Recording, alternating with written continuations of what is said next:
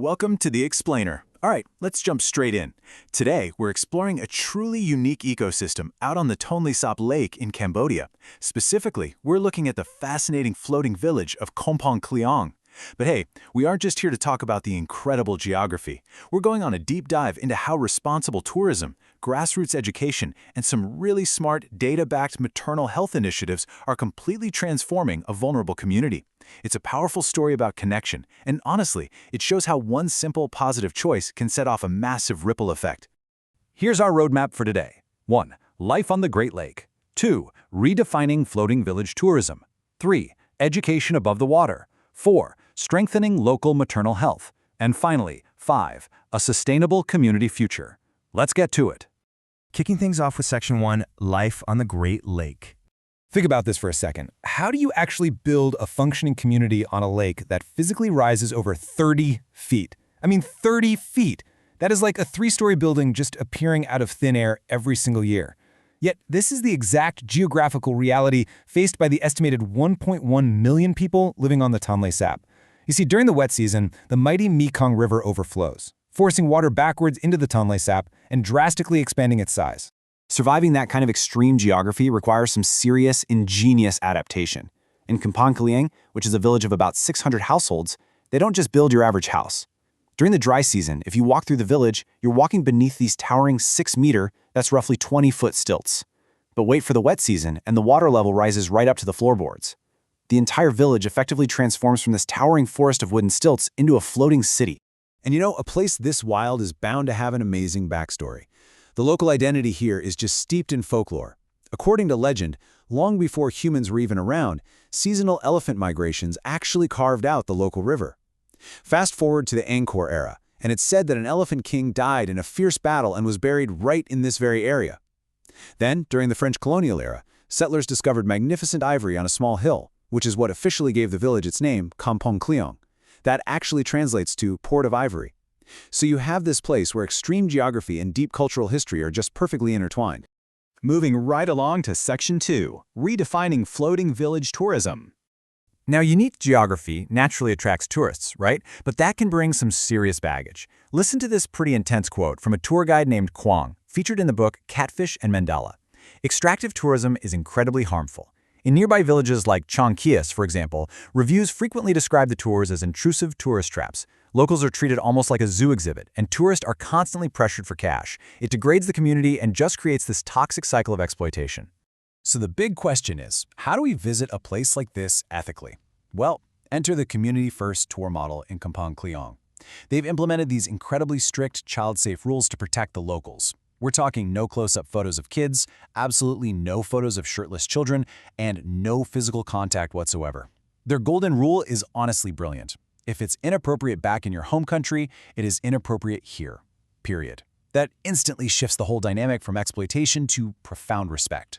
And the tour itself, it's designed to immerse you respectfully. It completely steps away from the typical tourist traps. You start with a stop at a local vendor to learn the careful art of peeling and eating sweet bamboo sticky rice. Then, you head over to a local Cambodian bakery making fresh rice flour and palm sugar donuts right over an open fire.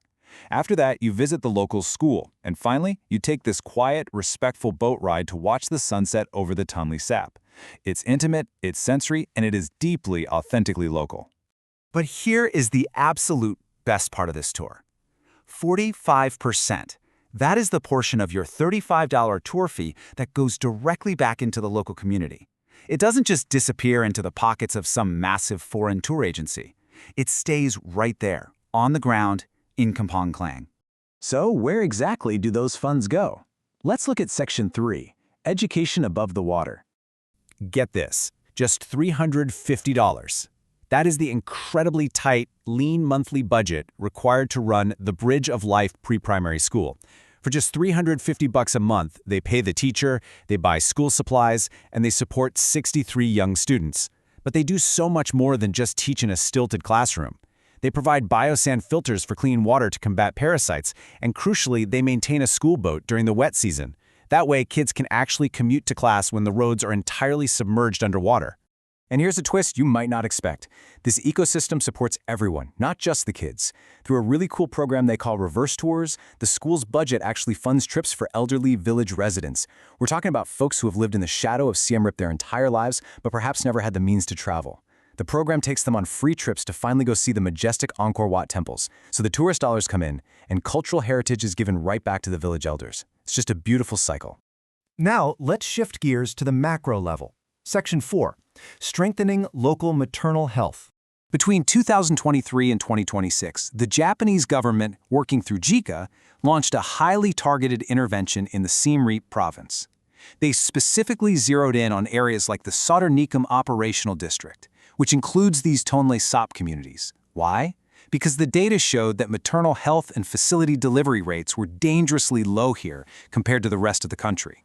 On top of that, COVID-19 had really eroded trust in local clinics, and something urgently had to be done to ensure women had access to safe childbirth. The numbers they found and acted on are just fascinating. JICA didn't just throw money around blindly. They categorized health centers based on actual need. They focused their hardest efforts on what they called Group 1. These were the absolute most vulnerable clinics, the ones with the lowest facility delivery rates, often sitting under 25%. By focusing resources on these hard-to-reach areas, they did it. They successfully reversed a downward trend. By 2025, facility deliveries in these targeted zones were finally trending upward. So, how'd they pull that off? Well, a huge piece of the puzzle was the Safe Delivery app. Instead of just relying on one-off visits from international doctors who leave after a week, they empowered the local midwives. This app provided continuous, on-demand education. It allowed local health workers to upgrade their maternal care skills independently. That means the knowledge stays in the community permanently. It's a total game changer. But you can't just train the healthcare workers. You've got to educate the families too. Out in these remote areas, there were some deeply ingrained, frankly dangerous traditional practices. Things like drinking alcohol to warm the body during pregnancy, or literally burning charcoal under a mother's bed postpartum, which causes terrible health risks. So community health volunteers actually went door to door. They held Q&A sessions and successfully convinced families to abandon these risky traditions in favor of modern antenatal care and safe facility deliveries. And that education created a ripple effect no one quite expected. You'd probably expect local clinic births to just skyrocket everywhere, right?